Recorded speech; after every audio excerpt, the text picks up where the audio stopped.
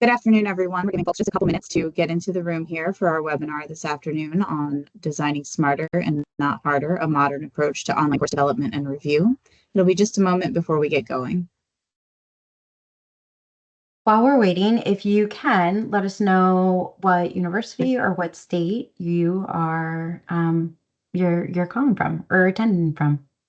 You can drop it in the chat.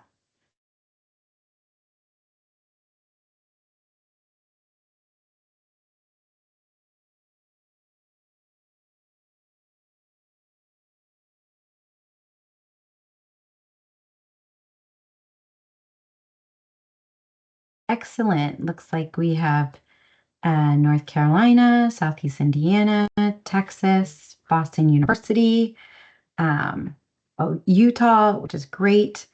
I'm currently residing in New York. Jessica, where are you? I'm also in New York, although being from Texas, I'm really happy to see Texas being represented today. Absolutely, yes. I don't see my alma mater, but I went to school in Pennsylvania and then I went to grad school in Maryland. So, um, very cool to see so many states represented and schools. This is great.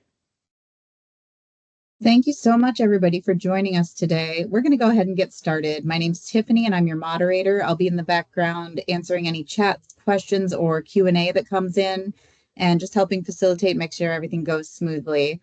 Today's webinar is called Design Smarter, Not Harder, a modern approach to online course development and review. And during today's session, we're going to have a welcome and introductions. We're going to talk about Six Red Marbles a little bit, and then we're going to jump right into today's content, why learning experience matters, our 6 pillars of smart online course design, simple ways to evaluate your existing courses, a real-world example, how Six Red Marbles can support your goals should you need us, and we'll have time for a live Q&A with our experts, Jessica and Lauren. And with that, I'm going to hand it over to them, starting with Jessica, our lead instructional designer. Hi, everyone. I'm Jessica Hecht. I'm a lead instructional designer with Six Red Marbles. I've been doing instructional design for about 6 years, and I'm really happy to be here. Great.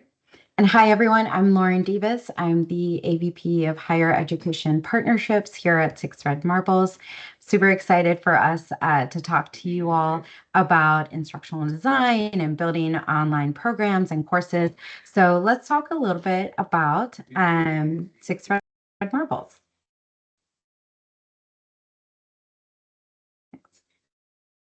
Excellent. Okay. So whether you are brand new or have heard about us, we always like to give a little introduction of how we came to be and a little bit about ourselves. So we've been around the education space for the past 30 years. We got our start in K through 12 education, and over the past 10 to 12 years, we've been working directly with higher education institutions. So 4-year colleges, top tier research institutions, as well as community colleges. So we have a very robust team of instructional designers, as well as project managers and various team members that help our university clients in building out their educational programs. So we have about 350 team members across the US and also internationally. And when we work with a university client, the number one thing we look at is, and we ensure that there is high quality in everything we develop and deliver to our university clients, as well as being able to do that at scale. So let's talk a little bit more about what we design. So when we work with university clients, we are always working in collaboration with faculties, provosts, deans, presidents to really ensure that we are delivering on their vision and their goals for their educational content, whether it's one course, one program, a certificate, whatever it might be. We're always collaborating with the individuals that are building the content on the university side. And whatever we build is always the university or the client's IP, and it's their content. So we want to make sure that as we're building with you all, that we get feedback and we address any concerns, as well as we want to make sure that we're meeting your expectations. And then at the end of the project, we deliver everything to our university clients and they own the IP. And so let's actually get into the type of universities and clients we work with. So we work with a variety. Now, this is just a handful of university logos we've worked with currently and also in the past. So as you can see, we have private institutions, public institutions, as well as private and community colleges.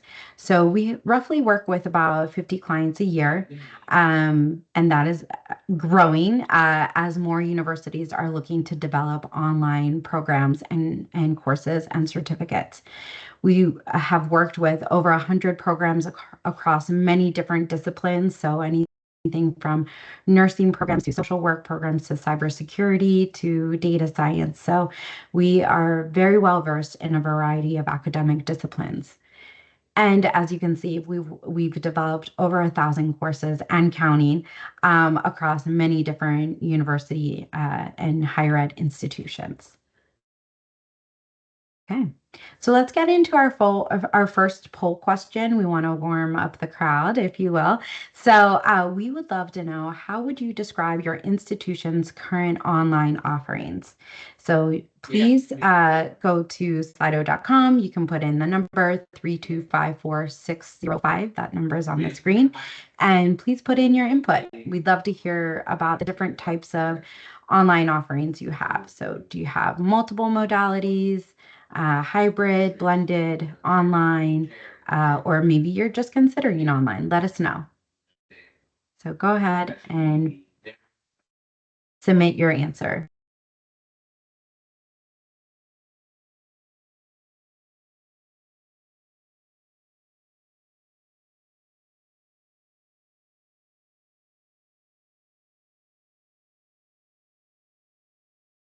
All right, looks like we're getting some responses in. That's great.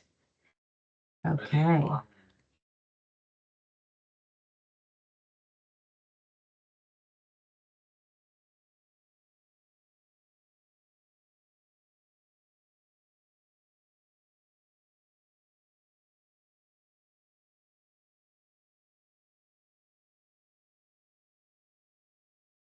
All right. Okay. So looks like many of you all have some sort of online program or course offering, which is really great to hear. So that means almost everyone has a starting base of, delivering or developing some sort of online course or program. So let's actually get into some of the educational trends we're seeing, so especially around learning experience design. So you're in great company if you already have an online program or course developed or certificate. That's really what we're seeing with our university clients, that online learning is a strategic priority for many university clients as they're looking for ways to optimize their enrollment strategies, as well as to offer educational content for students of different backgrounds, different educational needs. It's a really great way to reach a broader student audience. And so while online learning is developing and becoming more popular across universities, we are seeing that faculty are staying agile and they're able to deliver exceptional work, but they still have a lot of competing priorities. So the goal when we are working with university clients as they're building out their online program offerings and portfolio is to strengthen their faculty knowledge base, as well as helping them scale existing resources and opportunities for those online students, and making sure that the educational quality matches the academic standard for that university. So I am going to talk a little bit about some of the common pitfalls or some of the common pain points we hear when universities are going online or building their online programs and courses.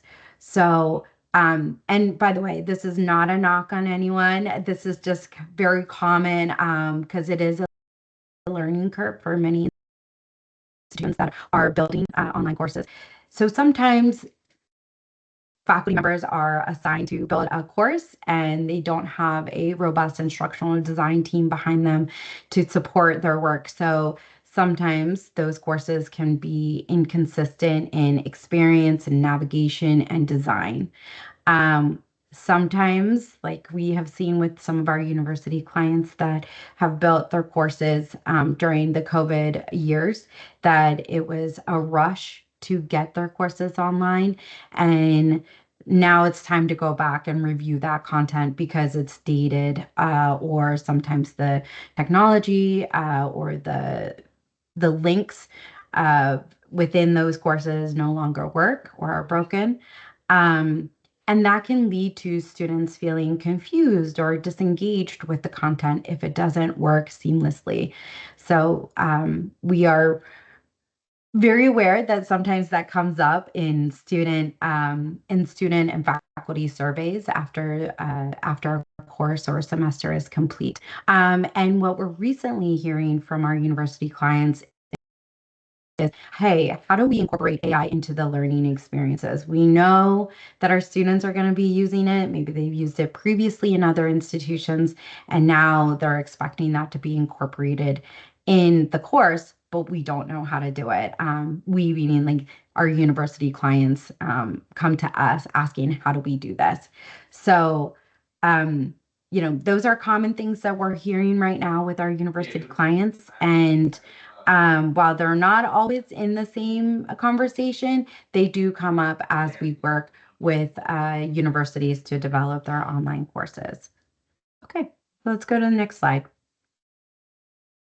And we'll touch on AI a bit throughout this conversation, but a lot of this conversation is going to be around what we call the 6 pillars of online course development.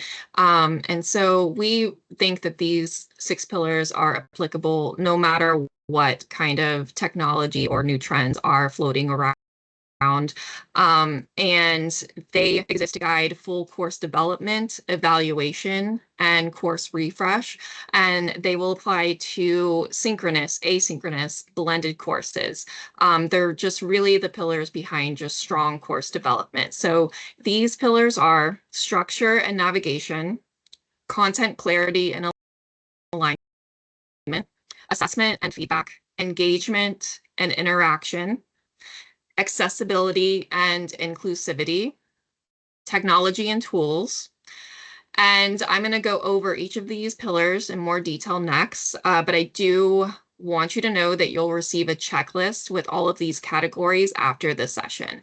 I also do want to make a note that as I'm talking about the pillars, I'll probably use the terms student and learner interchangeably.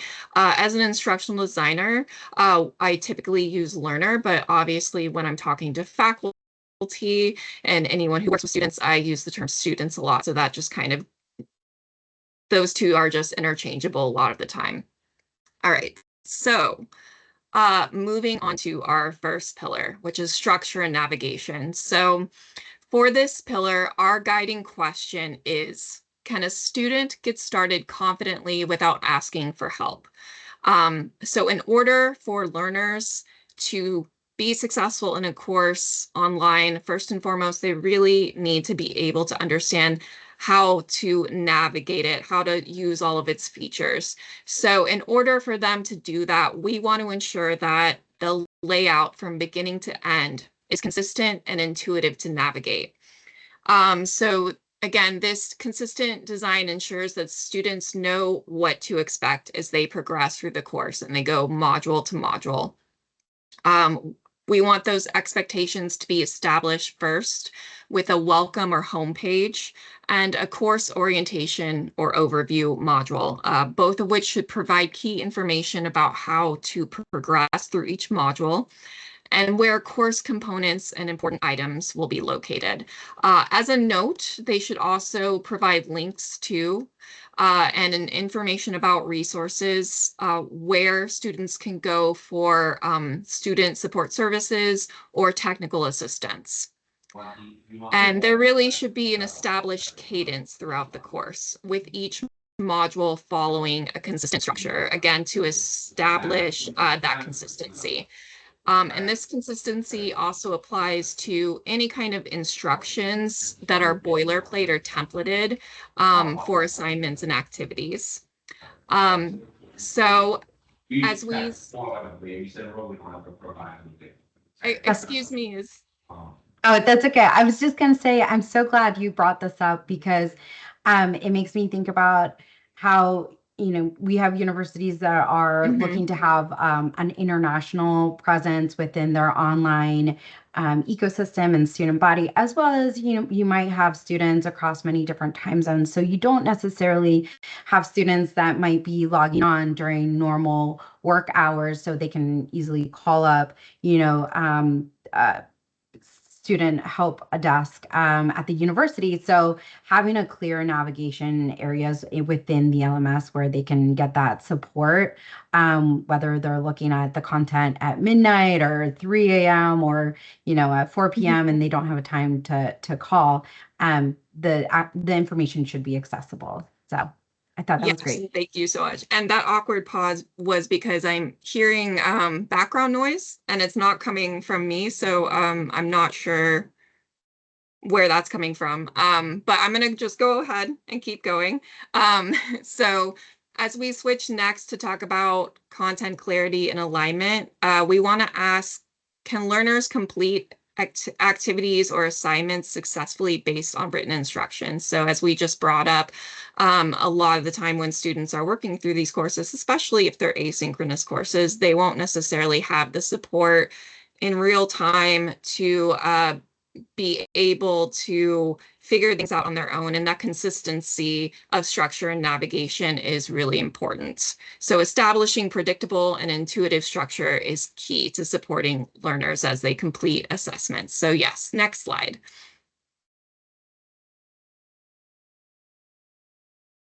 All right, so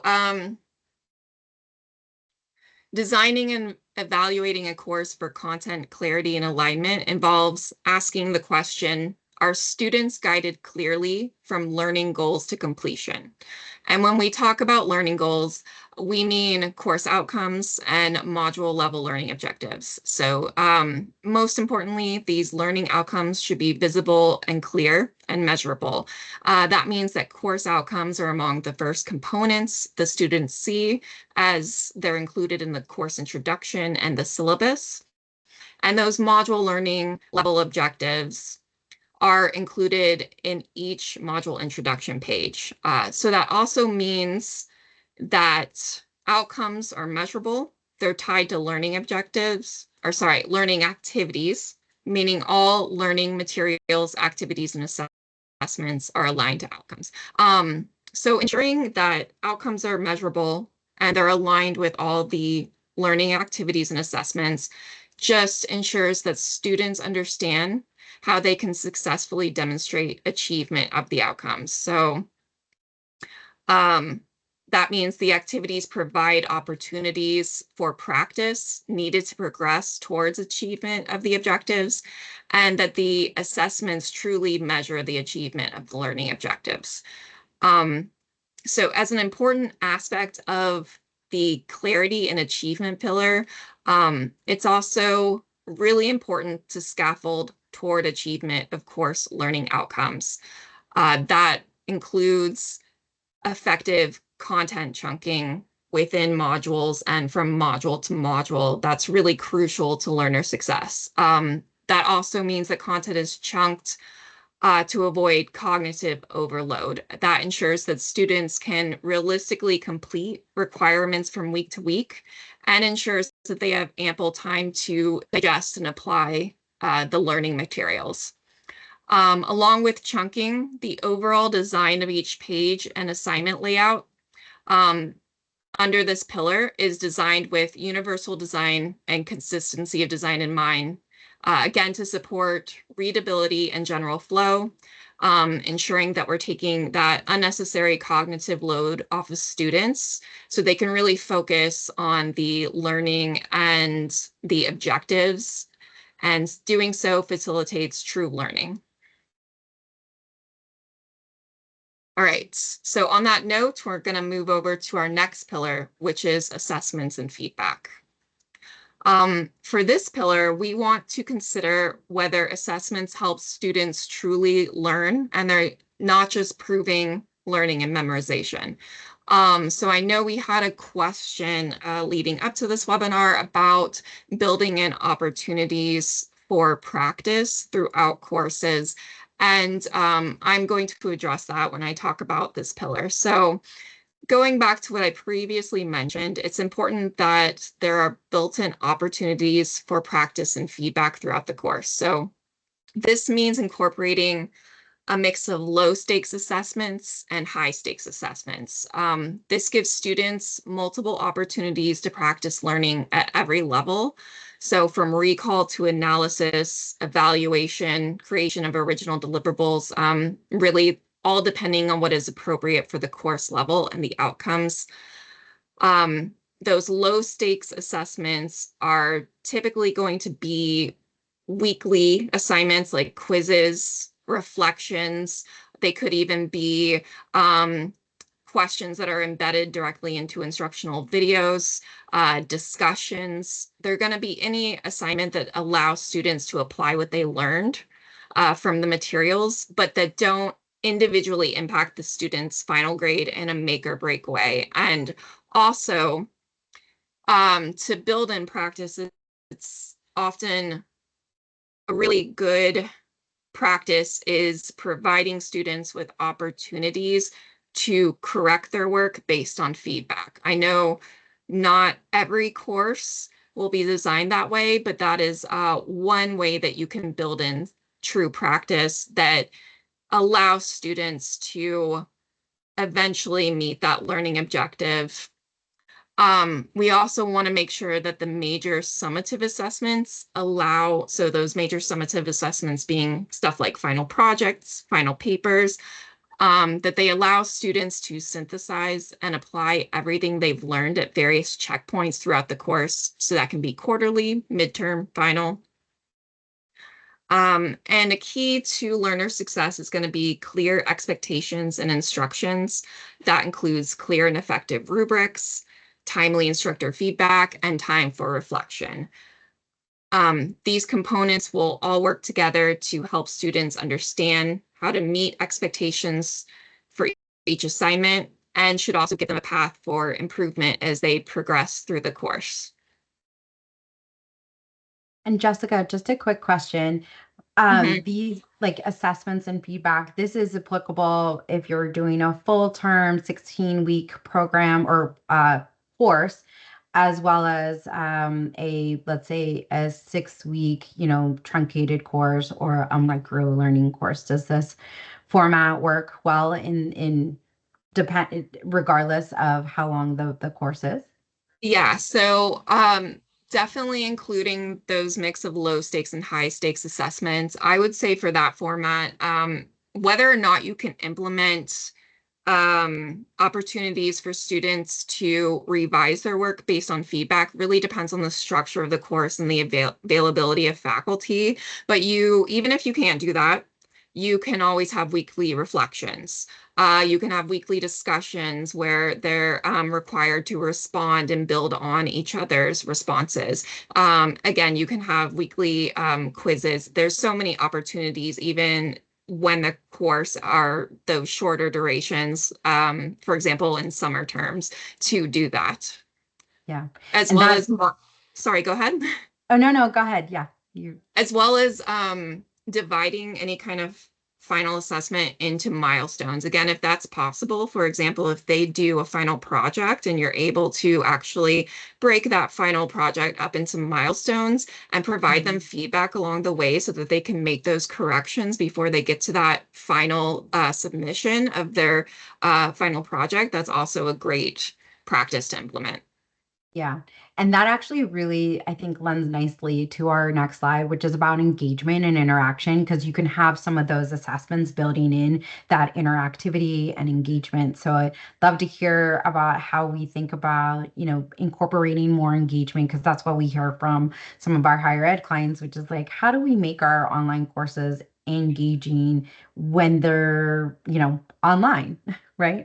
Yeah, and the question that I addressed, or I hope that I addressed with the last pillar, also talked about opportunities for engagement. So let me just talk a bit more about that with the engagement and interaction pillar.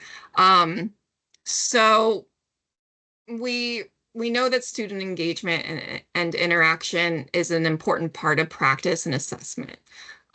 So when learners really have that opportunity to reflect on and synthesize materials with their peers, it helps that make that learning a bit stickier, I guess, for lack of a better word.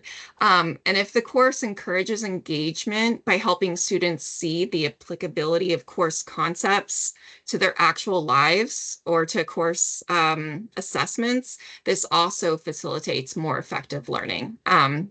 So for the engagement and interaction pillar, we want to ask the question, does this course create a sense of belonging? There's multiple ways to do that. It is a bit challenging with asynchronous courses, but still possible. So for example, you build in opportunities to engage with faculty and peers. This includes faculty introductions, introduction discussion forums. It also includes clear policies for contacting and getting a response from faculty. I do want to make that note that involving those clear policies at the beginning in that course orientation module is so important. And that also includes assignments that build in interactions. So we've talked a lot about discussions, collaborative assignments. Another way of doing that is peer reviews. And if any of the available integrations and technologies in learning management systems can facilitate that, there are great tools out there to do that. For example, there's collaborations, integration, and Canvas that facilitates group work. So there's all sorts of ways to set it up. Another way to increase engagement is by ensuring that learning materials and assignments are relevant to students and their experiences, so they can really see how what they're learning pertains to their real life experiences. So for example, that might include case studies that allow students to apply learning to scenarios, or incorporating student choice into assessments by allowing them to choose topics and subjects to focus on. That's great.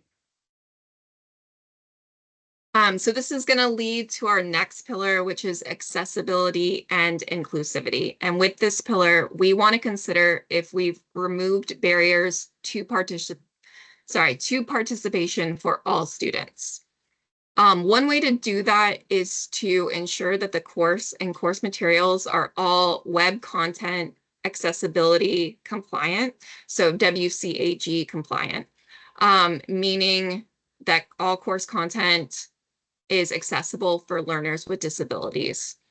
And in order to assess the course design and materials for accessibility, we make sure that images have effective alt text, videos have captions and downloadable transcripts. All written content is readable by checking aspects such as color contrast, and that everything is screen reader friendly. So that also includes making sure that things like headings are actually tagged as headings so that screen readers are reading content correctly.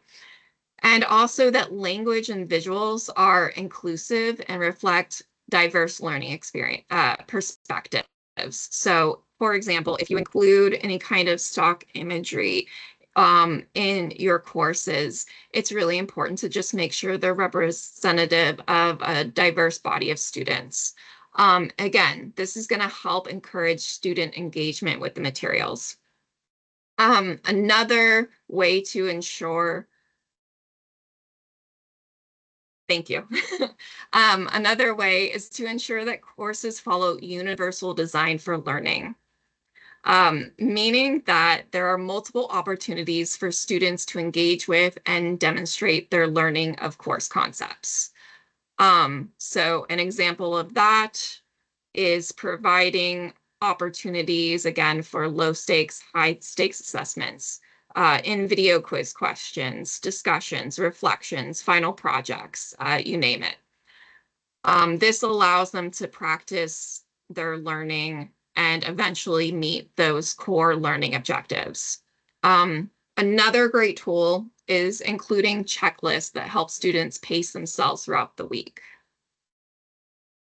So I do want to note that this is actually an area where tools such as AI can be especially helpful. Accessibility checkers are available in a lot of key software that we use, and that includes learning management systems. And we have had a lot of success in using these tools to check the accessibility of different course materials and the course builds themselves, and to take corrective actions and recommendations once we run those accessibility checkers. And speaking of AI tools, let's take a look at the last pillar, which is technology and tools. So I really like to geek out on the various tech and tools out there. But I fully believe that everything really needs to tie back to the core learning objectives for every course. So I really like the thing to consider for this pillar a lot, which is, remember, don't overcomplicate, optimize what works well. So there are a ton of tools out there, including integrations in learning management systems. There's tools for creating interactive learning experiences, and of course, there's AI. The key, though, I think, for effective design and using these tools is to optimize what is both available and what works most effectively to support students in achieving the outcomes. And of course, to support instructors in creating course materials and in grading and delivering feedback. Because we don't want to overcomplicate things for students or instructors by bringing in new tech unless it really, really helps support objectives or achievement of objectives and really helps support students and instructors.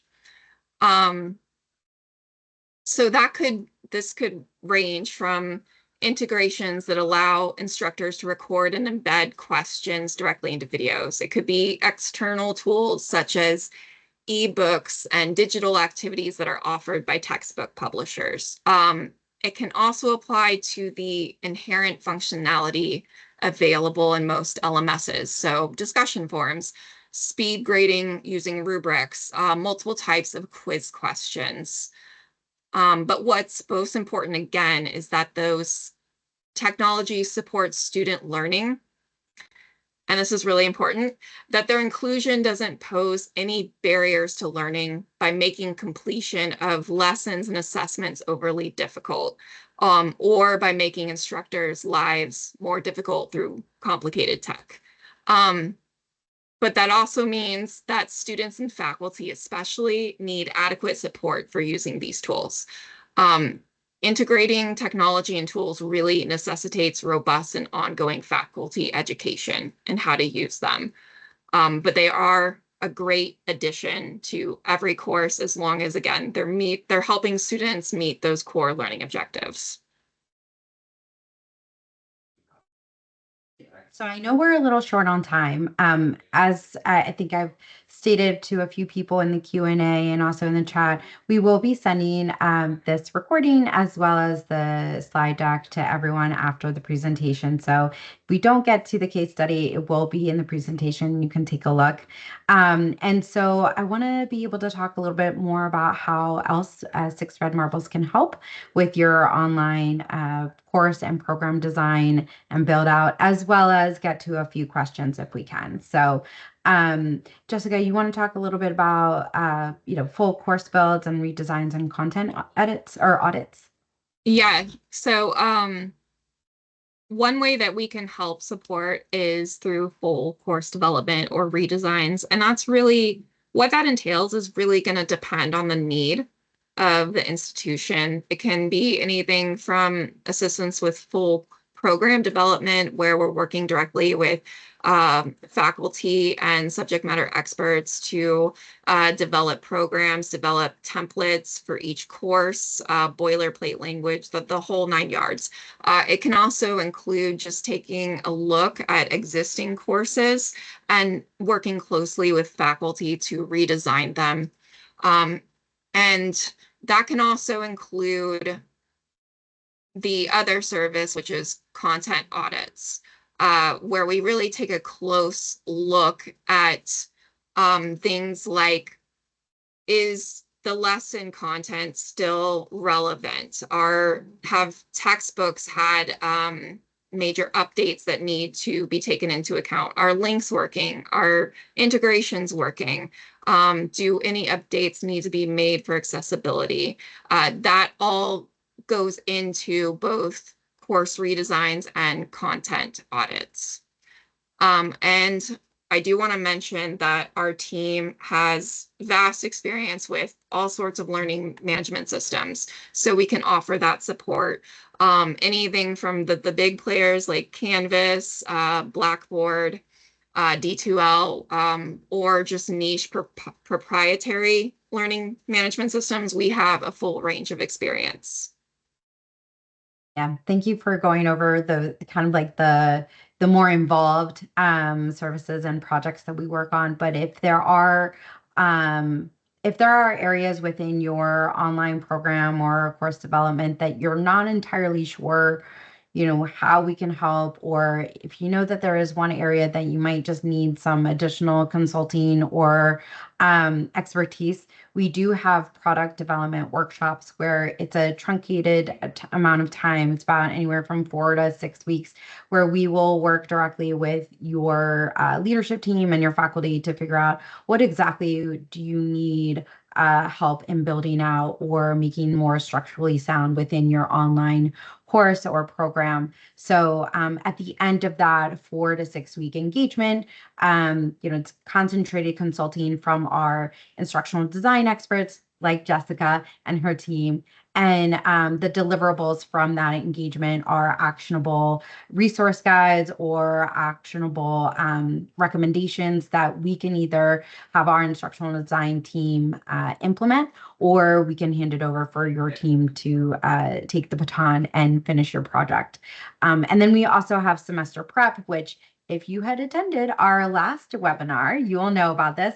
But if you haven't, we do have a recording for that. And also, semester prep is a service that we offer to help institutions get their courses ready to go in time for the upcoming semester by doing kind of the minute updates and detailing that is needed to get a course ready for the semester. So with that, let's go ahead and take a few questions. I know we're short on time, so if you can stay, that'd be great. If not, that's okay. You can always email me or Jessica your questions. Our information will also be in the deck that we'll send out later. So feel free to pop in your questions in the Q&A and we'll go ahead and address them. And while we're waiting, if you do need to go, thank you so much for attending. We really appreciate it. And we hope to have future conversations with you. Yes, Okay, thank you so much. Yes, let's get into the questions. Thank you, Lauren and Jess. We do have a couple questions that were sent in advance. So one of those questions is around applying these approaches in a centralized model where course editing for multiple degree programs and different expectations are set by the university as a whole. And so there's a model that has to be followed. Jess, could you maybe speak to what that might look like as far as, fine tuning within a set framework, something that you've experienced, I know, with a couple of our clients? Yes, and I do want to note that that's a good challenge to have, because that means that all of those courses are really structured in a way that students will see from course to course if they're taking the full program. Anyway, but to answer the question, that really means working very closely with faculty to develop their course learning objectives and figuring out how to take that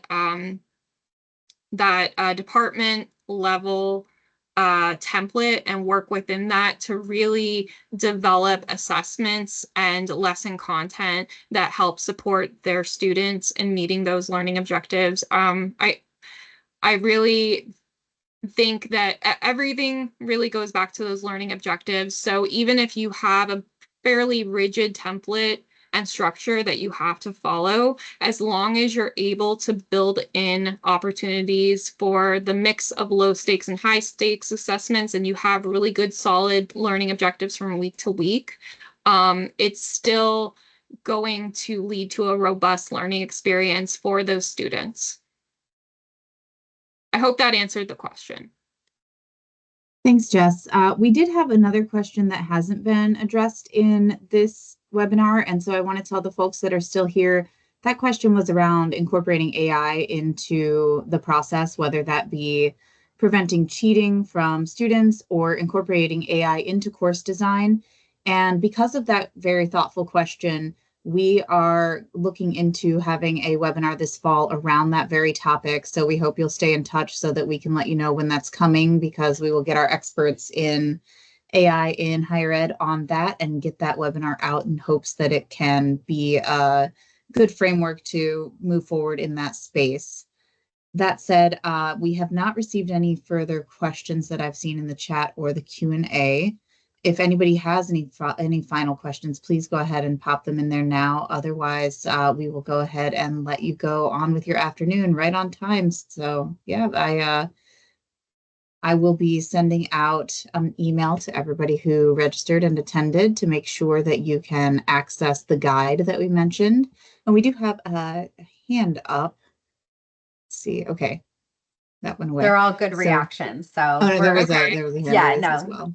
But as to everything else, you'll receive an email from us that will contain our contact info if you want to get in touch and ask any follow-up questions or just discuss anything that you have going on at your institution. We love to hear from folks, and we really appreciate your time today. Any final words, Jess or Lauren? Yeah, I have a quick one. Just thank you for joining, and please be on the lookout for the email. We do have a really great guide to help think about building your online courses. A lot of thought has been put into it, so we'd love to hear your feedback and hope you're able to use it. So thanks, everyone. Yes, thank you so much. All right, take care. Bye. Bye.